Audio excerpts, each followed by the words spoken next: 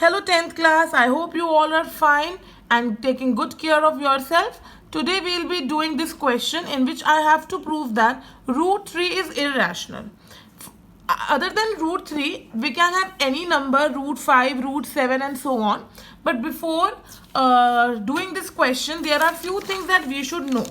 So for example, पहली चीज़ जो हमें समझनी है वो है को प्राइम. मैंने दो नंबर्स लिए 12 और 3. इनका कॉमन फैक्टर क्या है 3. तो मैं कहूंगी ये को प्राइम नहीं है. कहने का मेरा मतलब क्या है, दो नंबर को प्राइम तब होते हैं जब उनके बीच कोई भी कॉमन फैक्टर नहीं होता. कॉमन फैक्टर जो उनके बीच में हो सकता है वो सिर्फ होता है 1. तो ऐसा नहीं है कि 12 एक को प्राइम नंबर नहीं है, 3 एक प्राइम नंबर है. मैम ये क्या बोल रही हैं? को प्राइम मतलब आपस में देखना है. 12 और 3 का कॉमन फैक्टर 3 है, फैक्टर आ रहा है तो ये को प्राइम नहीं है. 25 और 150 मैंने लिया. 25 होता है 5 इंटू 5, 150 होता है 5 इंटू 5 इंटू 6. इन दोनों में 5 यहाँ पे भी 5 आ रहा है तो कॉमन फैक्टर क्या है 25. नॉट को प्राइम, ये भी को प्राइम नंबर्स नहीं है.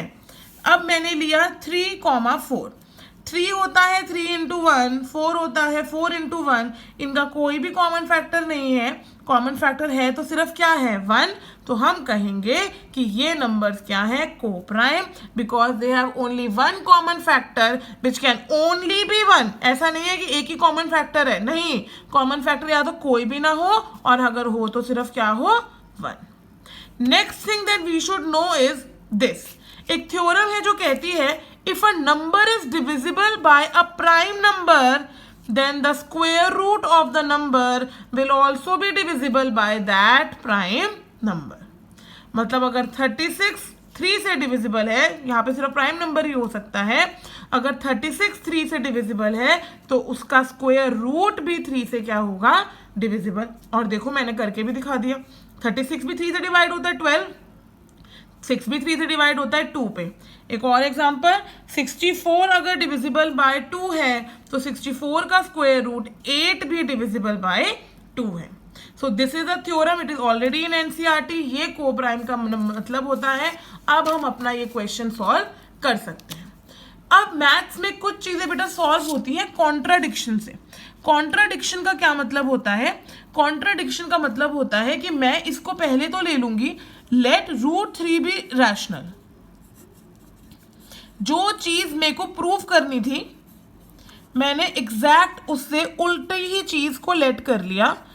और अब मैं जब इसको सॉल्व करने लगूंगी तब मैं कुछ ऐसी चीज कंक्लूड करूंगी जिससे रूट 3 रैशनल हो ही नहीं सकता, या फिर मैं कुछ ऐसा कंक्लूड करूंगी जो मेरी इस एजम्पशन को जो मैंने यहाँ पे एज्यूम किया है उसको गलत ठहरा रहा होगा.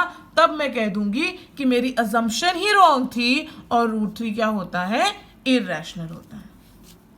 अगर रूट 3 रैशनल है तो मैं रूट 3 को क्या लिख सकती हूँ पी बाय क्यू की फॉर्म में.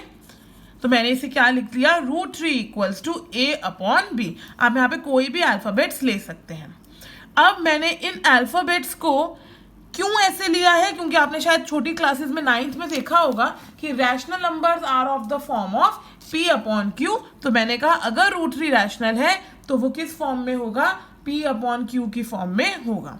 The main thing, the essence of this question is A and B are coprime. A और बी दोनों नंबर्स ही क्या है, 1 सेकेंड, दोनों नंबर्स ही क्या है को प्राइम है. को प्राइम का मतलब ये ऑलरेडी अपनी सिंप्लीफाइड फॉर्म में है और इनको हम डिवाइड नहीं कर सकते. इनका अब कोई भी कॉमन फैक्टर नहीं है. तो मैं क्या लिख सकती हूँ रूट 3 बी इक्वल्स टू ए. मैंने क्या किया स्क्वेयरिंग.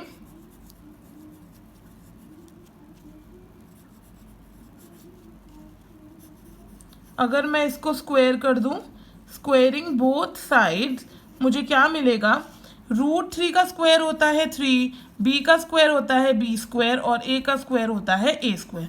मैंने इसको नाम दे दिया इक्वेशन नंबर 1. अगर मैं इसको थोड़ा सा चेंज करके लिख दूं तो मैं सिंपली क्या लिख सकती हूँ B square equals to A square by 3। इससे हमें क्या पता चल रहा है, इससे हमें पता चल रहा है कि ए स्क्वायर जो है वो जब 3 से डिवाइड होता है तब आंसर क्या आता है, बी स्क्वायर। इसका मतलब a square is divisible by 3। A square is divisible by 3 मतलब ए स्क्वायर जो है वो 3 से डिवाइड हो सकता है। अभी अभी मैंने एक थ्योरम पढ़ी है, अगर स्क्वायर प्राइम नंबर से डिविजिबल हो तो उसका स्क्वायर रूट भी प्राइम नंबर से डिविजिबल होता है। मतलब a will be divisible by 3 according to the theorem. अगर a square is divisible by 3 then a will also be divisible by 3।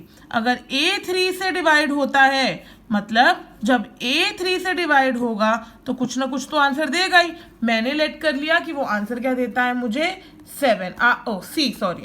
सी। वो मुझे आंसर क्या देता है, सी। आप सी की जगह कोई भी अल्फाबेट ले सकते हो। So a divided by 3 will be C.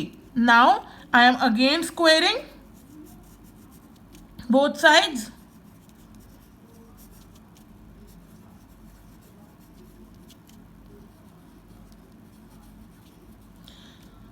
Squaring both sides करेंगे, सी बन जाएगा सी स्क्वायर, ए बन जाएगा ए स्क्वायर और 3 बन जाएगा 9। 9 को मैं ऊपर लेके जा रही हूँ, 9c square equals to A square और इस इक्वेशन का नाम मैंने दे दिया 2। तो आप सॉरी अगर आप 1 और 2 दोनों को ही कंपेयर करेंगे, आप देखेंगे ए स्क्वायर क्या है, 3b स्क्वायर के इक्वल, ए स्क्वायर क्या है, 9c स्क्वायर के इक्वल। मतलब इनके RHS अगर इक्वल हैं तो LHS भी क्या होंगे, इक्वल होंगे। मतलब 3b square will be equals to 9c square. 3b square 9c square के इक्वल है। यहाँ पे मैं क्या लिख सकती हूँ, b स्क्वायर को 9c स्क्वायर अपॉन 3। ये कट हो रहा है, 3 1 जा 3 जा, तो b स्क्वायर की वैल्यू क्या आ रही है, 3c square. I am again showing you, b square क्या है, 9c स्क्वायर अपॉन 3, 3 1 जा 3 जा, b स्क्वायर की वैल्यू क्या आ रही है, 3c स्क्वायर। इसका क्या मतलब है कि b square upon 3 equals to C square. मतलब b स्क्वायर क्या हो रहा है, 3 से डिवाइड हो रहा है, b square is divisible by 3। b square क्या हो रहा है, 3 से डिविजिबल हो रहा है। तो थ्योरम क्या कहती है, अगर स्क्वायर एक प्राइम नंबर से डिविजिबल होता है तो उसका स्क्वायर रूट भी डिविजिबल होता है। तो b is also divisible by 3। Okay, b is also divisible by 3। यहीं पे कॉन्ट्रडिक्शन है। हमने यहाँ पे क्या लिखा था, a एंड b आर को प्राइम। पहले मैंने लिखा था कि a और b को प्राइम है, इनका कोई भी कॉमन फैक्टर नहीं है। पर यहाँ तो क्या लिखा आ रहा है, a is divisible by 3, b is divisible by 3। दोनों के ही पास 3 एक कॉमन फैक्टर है। मतलब but a and b are coprime according to our assumption।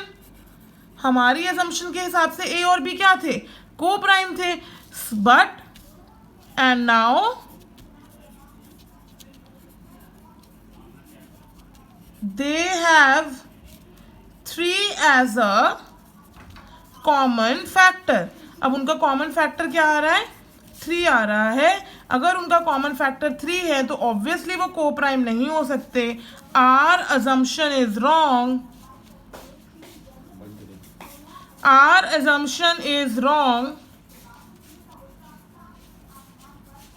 And √3 is irrational. और √3 क्या होता है, एक इरैशनल नंबर होता है। आई होप आपको ये समझ में आ गया हो। मैं आपको इसकी पिक्चर्स अभी सेंड कर रही हूँ। Thank you.